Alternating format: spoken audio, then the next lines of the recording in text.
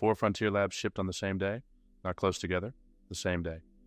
Here's what actually changed and what it means if you're building on any of these models in Europe. Start with the headline number. According to artificial analysis, OpenAI's new GPT-5.6 Sol scores just 1 point below Claude Fable 5 on the Artificial Analysis Intelligence Index. 1 point, and it does that at roughly a third of the cost. It also leads a brand new benchmark, the Coding Agent Index, with 80 points in the Codex harness. Artificial analysis frames this as a shift in what's called the Pareto frontier, the curve that shows the best trade-off available between intelligence, cost, and token usage. When a model pushes that frontier outward, it means you no longer have to pay top-tier prices to get top-tier reasoning. That matters more in Europe than the headline suggests. Most EU teams are paying per token in euros, watching margins on agentic coding tools get squeezed by usage costs. A model that closes the intelligence gap to 1 point while cutting costs by 2/3 doesn't just save money, it resets the entire build versus buy conversation before anyone even factors in a sovereignty premium for EU-hosted alternatives. If you were holding off on an agent deployment because the economics didn't work, this is the kind of shift that reopens that decision. Second story, Meta. CNBC reports that Meta has launched Muse Spark 1.1, described as a major update to its first AI model, and critically, it now comes with API access. That's the detail that matters. Meta isn't just shipping a consumer feature here, it's opening the door for developers to build on Muse Spark directly, and according to CNBC, it's doing so with aggressive pricing, aimed squarely at the coding and agent market, where OpenAI and Anthropic have been competing. This is Meta stepping into a fight it hasn't fully committed to before. For EU builders, the read-through is simple. When a hyperscaler with Meta's infrastructure undercuts on agent API pricing, it puts pressure on every vendor relationship you have.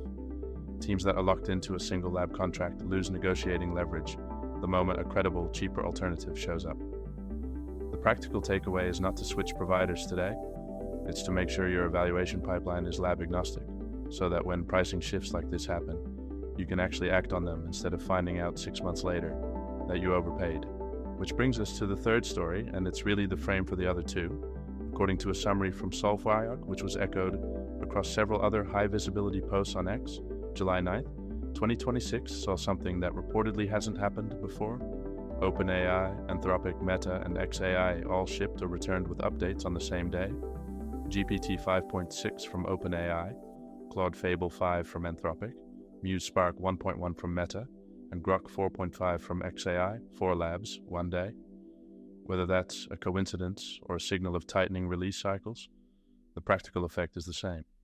Release cadences across the frontier are compressing, and that creates what we'd call eval debt.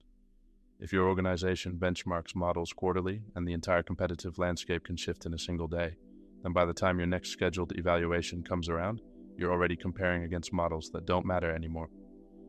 For EU enterprises operating under emerging AI governance frameworks, this is a structural argument for continuous evaluation rather than periodic review, not because governance requires it yet, but because the market already does.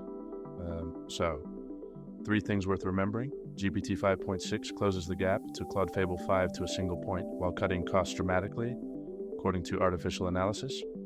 Meta is now competing directly on agent API pricing, per CNBC, and the whole frontier moved in a single day, according to Sol reporting, which means your evaluation cycle probably needs to move faster too. That's today's briefing. If you want this kind of grounded, source-attributed analysis every day, subscribe and check the links below for our free weekly brief and a sovereign AI consult if you're building in the EU.